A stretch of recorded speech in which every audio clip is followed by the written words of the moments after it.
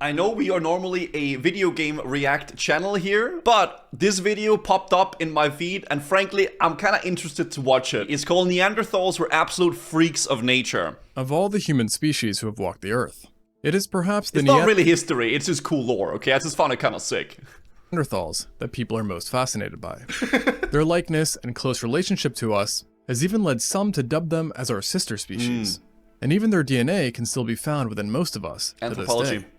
While dates aren't clear, it is thought that this group of archaic humans inhabited parts of Eurasia between 400,000 and 40,000 years ago. Most of this time falls under the Chibanian stage of the Pleistocene, a time when Eurasia was generally even colder than it is today, and filled with an abundance of megafauna that made life no walk in the park.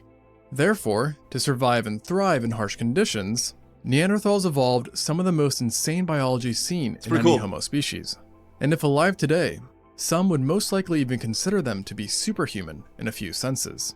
Yeah. From afar, their anatomical differences to us would not be so obvious, with the likeliest contrasting feature being their Sorry, this comment was so funny. This video is wrong. Neanderthals are still very much alive in my League of Legends games. What the their height, as recovered specimens show that on average, Neanderthals were quite a bit smaller than modern humans. They were shorter. Typically being 14 centimeters or 5.5 inches shorter than post-World War II populations. Oh, shoot. The tallest known Neanderthal specimen, dubbed Amud 1, is believed to have been about 1.78 meters or 5 foot 10 inches tall. Damn. That's really short. Which really doesn't seem that tall, The tallest all one? things considered.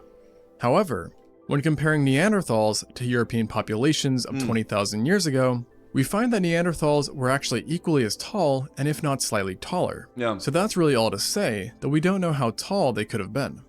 What's fascinating though, is that despite being shorter than modern humans, Neanderthals were quite a bit heavier, with the average male having weighed up to 83 kilograms or 183 pounds, while the females usually hovered around 66 kilograms or 146 pounds. Damn. Making them 20% heavier than the average Homo sapien. They're burly. The reason behind this paradoxical sounding information is that Neanderthals had crazy robust skeletons that were much more compacted than our own, with virtually every single bone being thicker and heavier, with them sometimes even being twice the density. So it's all just pure muscle mass.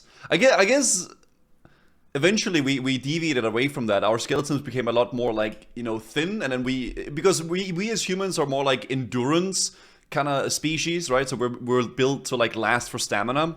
We're basically like outlasting all the animals that we're trying to hunt. Their shoulders, femurs, chest, triceps, arms, and kneecaps were especially bulky, which are all signs that they were extremely powerful and muscular in life. Yeah. And it is widely agreed upon that they were much stronger than us. Yeah. A possible adaptation to their close-quarter hunting tactics that involved them using giant spears to take down medium and large-sized prey, which included various rhinos, horses, elephants, and of course, woolly mammoths, which were equivalent in size to African bush elephants, and sported thick coats of fur that made it that much harder to kill them. And speaking of African bush elephants, it's no secret that they're endangered, just like their woolly cousins were before them when they were still around. As within just 3 generations, 50% of the global population of African bush elephants have died off. Yeah. And while I love making videos about extinct animals, I would rather not have any more animals to be added to the list of potential videos, which is why I'm really excited to be partnering with Planet Wild. Planet Wild is basically crowdfunding for nature conservation, and it operates by offering a paid membership in which funds are given to a new project partner every month. This is awesome. One such project that hooked me is the elephant conservation program that they're doing in Tanzania. Like the global population, Tanzania's elephant population has declined drastically since the 1970s. And now farmers have started to increasingly expand directly into both the elephant's habitat and their migration route, leading to only more elephant casualties at the hands of humans. That sucks, yeah. To curb this problem, Planet Wild and their partner org, Wild Survivors, has come up with a pretty nifty solution. Using teeny tiny bees to scare elephants and create a natural barrier. Dude, bees are so cool, chat. Interesting twist, instead of unleashing bees on elephants, they're actually building a bee fence, which will help to keep the elephants out of harm's way and hopefully reducing overall deaths. Oh, damn. And this is only one of the many projects that you can support through Planet Wild, as like I mentioned, they release new ones every month. They're also 100% transparent about how your funds are used, as they make a new video each month here on YouTube showing you how much funding was used and how the community's contributions are put to use. I, of course, already signed up myself because I think it's an absolutely great way for individuals to get involved in conservation. That's cool. So if you want to protect Mother Nature, I highly, highly recommend signing up. You are free to give whatever amount, big or small, as every dollar counts. And for the first 150 people that sign up, I will cover the first month. So scan the QR code on the screen, use my code Extinct10, or click the link in the description or pinned comment. And if for whatever reason you sign up and no longer feel like supporting, you can cancel at any time. And if you want to learn more about the project I described earlier, check out the video link in the description. This widespread and presumably lifelong use of these spears is also what some researchers partially believe led to the distinct Popeye-like arms seen in many Neanderthal They're specimens. just fucking juicy. It would have allowed them to wield weapons with ferocious intensity. The well-defined nature of their arms and overall muscular build was possibly also a sign of extreme levels of hormones, according to at least one study. Specifically, I think I might have some Neanderthal in me, Chad, because... Yeah, look at that shit, dude. The researchers believe that Neanderthals were naturally pumped up with large amounts of hormones that added to their increased muscle mass and provided them with the ability to pull off some pretty crazy feats of strength, such as lugging up to 50 pounds or 27 kilograms of meat for 30 miles or 48 kilometers, the same distance as walking 138 laps around a soccer field. What's more is that thanks to their larger chests, shoulders, and triceps, scientists assume that Neanderthals would have been pretty great wrestlers and powerlifters if still around, with males possibly being able to bench press 500 pounds or 200 kilograms without training. What the fuck? Nowadays it's like a big feat, like not a big feat, but if a male is able to bench press 100 kilos with that, like that's pretty impressive. Like you're pretty strong, right? While the females could have done 350 pounds or 160 kilos. For a little bit of context, just 2/3 of this weight would have been considered elite levels by our own standard. Their short, bulky builds played a big role in this strength too, but it wasn't only power that they gained from their robustness, as it bestowed upon them incredible durability as well. A nice touch to complement the brutally hard lives that many Neanderthals endured. In fact, a systemic analysis on recovered skeletons found that between 79 and 94% showed signs of extreme trauma that had fully healed. These injuries ranged from blunt force fractures all the way to traumatic amputations, with a particularly gruesome case involving an elderly Neanderthal who during his younger years had lost his right arm, damaged his left clavicle, was smashed so badly in the face that he was blinded in one eye, and had ears so banged up that the ear canals themselves were shut off by new bony material that had grown after repeated injury, rendering him deaf in both ears. The high degree of damage seen in Neanderthal specimens is thought to have come from a mix of their aggressive face-to-face hunting technique. Imagine freaking going face-to-face with a mammoth or a saber-toothed tiger or... Dude. Interpersonal conflicts and animal attacks. The latter of which actually seems to have been a common occurrence, as nearly 74% of Neanderthals, based on one study, reflected evidence of having survived violent animal encounters, with 21% having been with big cats, 17% with wolves, and 36% with bears. The most hardcore part of all of this is that scientists do not think that these animal attacks were predation attempts, rather the opposite, that the animals had been defending themselves during Neanderthal attacks. Talk about hardcore. And to really drive this home, even their skin was designed for battle, as genes found in Neanderthals are associated with thickened skin, nails, and hair that theoretically help them cope with getting banged up and enduring the cold. What the fuck? And yet another adaptation that seemed to benefit their rough lifestyle were large joints that allowed them to perform strenuous movement that would have been extremely hard or nearly impossible for a Homo sapien to do. And while not necessarily larger, Neanderthal hands were also much different from our own, with their fingertips being broader and their thumbs sticking out at a much wider angle, which likely affected the way they gripped objects. And to some, their hand shape possibly meant a reduction in precision capabilities, which they made up for though by powerfully gripping their items and weapons. Dude, are they just brute forcing the meta? They're like, the meta from like Neanderthals are literally just brute forcing. You just like spec into full strength and like dexterity and you just go hard. And like later on, like we started respecing out of that because like the meta changed a little bit and all the animals were like really, really powerful. And also we just had to evolve a bit. So like I think it was respec out of all the strength and we get more into like into a lot into stamina, and then also into int, right? Because int is like literally the most broken stat ever. So yeah, we're super int, right? We have more int, stamina, and speech. Yeah, because it's the most OP shit. So clearly, Neanderthals were absolute units on the outside. Yeah. But they were pretty crazy on the inside too. Okay. With one of the more obvious Thank you, signs guys. being their barreled chests, which accommodated a wider rib cage and larger lungs. With studies finding that on average, Neanderthals had a lung capacity 20% greater than our own. Damn. It wasn't a respec, it's assumed we were rivals, not descendants of Neanderthals. Yeah, that's what I've heard too, that it's like, you know, we're not exactly the same, but I would assume that there was like some breeding that would be occurring between the Neanderthals and the Homo sapiens, right? So like the Homo sapiens probably, you know, was a lot more smarter and you know, like that. And then, you know, the Neanderthals were like big and burly, so there was some breeding going in between the two of them, right? Because we were close enough that we could mix. Somewhat similar to like some dog breeds or like mixing as well, right? So it's a common ancestor that we have. Yet, this number widely varies, and some exceptional Neanderthals have us beaten even more badly in this area. Are you a biologist? Biology actually used to be one of my favorite subjects in school, which is why I really wanted to watch this video. It got recommended, and I just wanted to watch it, guys. Okay, it's if anything, it's for my own pleasure. I'm watching this, guys.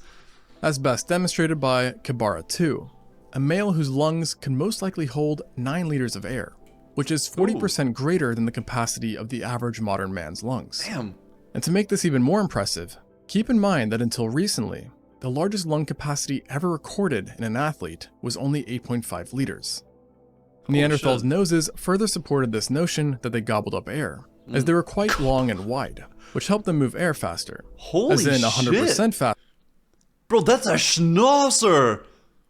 Faster than what's seen by any man or woman today. The need for speed, through their noses and their ridiculous lung capacity, is thought to have been an adaptation to support their heavier bodies and to help them survive in the colder climates. Okay. Since animals who do live in the cold, Neanderthals included, typically evolve faster metabolic rates to compensate for the rate of heat loss that they experience. This is then, of course, reflected by their energy requirements as well. Any proof? Yeah, it's the skeletons that they found and the bones. That's the proof. Yeah. As in the case of Neanderthals, it's believed that an individual needed between 4,500 and 6,700 calories every single day. What? So if they were still alive, that is cooked! 45, that is an insane amount of food. You could expect food items to have 2 completely separate nutrition labels, distinguishing between Homo sapiens and Neanderthals. The bulky nature of their noses seems to have helped directly with the cold as well, since more room in the nasal cavity would have helped to heat and humidify the cold, dry air that was coming in. Now, because Neanderthals breathed like champs, you may be thinking that they were exceptional long-distance runners, who could tire their prey to complete exhaustion. No. That's what we do. That's what the Homo sapiens do, right? That's how we became like super OP. What is seen in modern humans. However, on the contrary, Neanderthals were surprisingly poor endurance animals, who were instead built for bursts of speed. There's actually more than one biological trait that points to this. One example being their toes, which were fairly long and wide, allowing them to stay in contact with the floor for a longer period, and thus allowing them to generate more power and faster starts. Not to mention that their leg bones were quite short, something that's not usually seen in endurance athletes of today, who typically have longer legs to increase each stride. Dude, look at those calves. Even their Achilles tendons were not designed for distance, having been long and narrow, making them not the best at storing energy needed for longer runs. Yeah, they're like dwarves, exactly. Are we having a history lesson? Yeah. And this is once again in contrary to endurance athletes, who almost always have stiff, short, and wide Achilles tendons. And yet, while their lower extremities were the most blatant signs of speed over stamina, the true proof in the pudding came from something unseen to the naked eye. Their muscle fibers. As you may know, especially if you've done a 23andMe, humans have differing types of muscle fibers that each specialize in a certain level of power generation to stamina ratio. For example, someone can have a higher ratio of fast twitch or slow twitch muscle fibers, the former of which helps to generate bursts of energy, while the latter can possibly help people perform better and longer lasting activities, such as endurance running. In modern humans, these fibers are mixed, and this was also the case in Neanderthals, but they typically had a way higher concentration of these fast twitch muscle fibers than we do. Short bursts. A likely adaptation for their hunting style, which required quick bursts of speed to get close and personal with their prey. This also means that if for whatever reason, if Neanderthals came back, be sure to challenge one to a marathon instead of a sprint, to at least give yourself the best shot of winning. True. All this power and speed no doubt gave them quite a lot of brawn.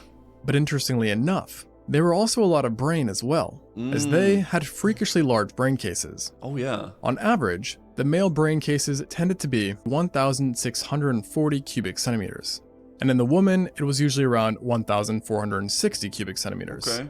which makes them about 30% bigger than what's seen in contemporary humans. Now, pure size alone does not paint the full story of intelligence, but their huge brains were a good sign that they were at least far more intelligent than first thought. Yeah. And today, it's widely believed that Neanderthals can perform a whole host of complex tasks, such as coordinating hunts, making tools, creating arts, taking exceptional care of the sick, and, of course, communicating. Yet, despite the size of their brains, researchers do not necessarily think that Neanderthals had superior mental prowess compared to us. I mean, that's where we kind of popped off, right? Homo sapiens probably have like different, maybe the cerebral cortex is a little bit more, developed and stuff like that. Brains were also structurally different than ours, having a more circular bomb-like shape that had to operate a large body and devoted larger areas to certain senses, such as smell and eyesight, as their occipital lobes were relatively huge. And their eyesight is actually what some scientists think is to blame for the massive that is cursed. brains, as Neanderthals also had unusually big eyes, which would have required much more brain power to process what they were seeing. Of course, though, no one has ever found an intact Neanderthal eye. But based on the size and shape of their eye sockets, it is estimated that they were about 15% larger than our own, which would have helped them see a lot better and sharper than we do, while also giving them better night vision. These eyes, in conjunction with their big brains and large noses, gave Neanderthals some pretty sizable heads and skulls that might have led to their sturdy thick necks, seeing that they had to be able to support such giant noggins. Oh my god. Furthermore, their heads, relative to ours, were not just bigger, but more elongated and forward projecting as well. And unsurprisingly, their other facial features were supersized too, including the jaw and teeth. It was originally thought that their thick, wide jaws and sturdy chompers were an indication of an insane bite force that would have let them gnaw on bones, tough meat, and a variety of abrasive foods. However, subsequent studies revealed a bite force not far from our own, with it being comparable to the bites seen in the upper range of modern humans, and would have registered at around 700 newtons. So that's to say, while it would hurt a lot to be bit, it would most likely not cause any catastrophic wounds, at least most of the time. This does call into question, though, why did they have such large mouths and teeth if not for a strong bite? And one interesting idea claims that the answer is that the jaw was simply widened in order to accommodate the teeth themselves, which had essentially evolved to be a third hand. To be exact, a group of researchers believe that Neanderthals would have used their teeth to grip and manipulate different items. Pretty OP if you're gonna have like this. Maybe the same thing with the feet, right? That's why monkeys have like, hands on their feet. Thus freeing up both of their hands for other uses. And there is some evidence that backs this, as besides being grippy in structure and nature, Neanderthal dentition have wear and tear patterns to the front that don't really align with eating or chewing, and is only found in Neanderthals, suggesting that they bit objects with their front teeth quite a lot. The bulky nature of each tooth may have also been an important part in processing their diets, which we know based on isotopic analysis consisted of large amounts of meat. A lot of meat. I mean, if you need like 4.5k calories to 7,000, that's a lot of calories, man. You gotta get all that meat, baby. Much so, in fact, that they are considered to have been hypercarnivores. In other words, 70% of their huge caloric need came from meat alone. That's crazy. At this point, I wouldn't blame you for thinking Neanderthals were quite funky and different compared to us. And you may be wondering what impact this has on you if you're one of the many with Neanderthal DNA. That's us. For example, if it means super strength or a voracious appetite for meat. Well, simply put, nearly every study on the matter so far has not yielded any significant results. And most maintain that Neanderthal DNA usually only has subtle effects on athletic feats and physical appearances. Although, There is a growing list of studies that suggest that their DNA may have had greater impacts on our internal systems than we once thought. Cool shit. That being said, many of these studies have conflicted with each other, and there is a lot of disagreement in general on just how impactful Neanderthal DNA really is. Historians 10,000 years from now are gonna be so confused when they dig up British people's teeth. Dude, that's not supposed to be the end note on this video! But what no one is in disagreement with is just how amazing these extinct humans were. Thanks for watching, and until next time, on Extinct Zoo. Dude, this was awesome, chat. This is a channel called Instinct Zoo. Really like it. It's awesome. Maybe we could watch some more of these, the videos on this channel at some other point, if you guys are down for it. I feel like it's really fun. It's about, it's a lot about, like, I don't know, extinct animals, like, delving into their lore and, like, the different things. It's kind of sick, actually. I like it a lot. I'll link it here, though, guys, if you want to check it out. Here it is. Check out the Instinct Zoo channel. And there it is.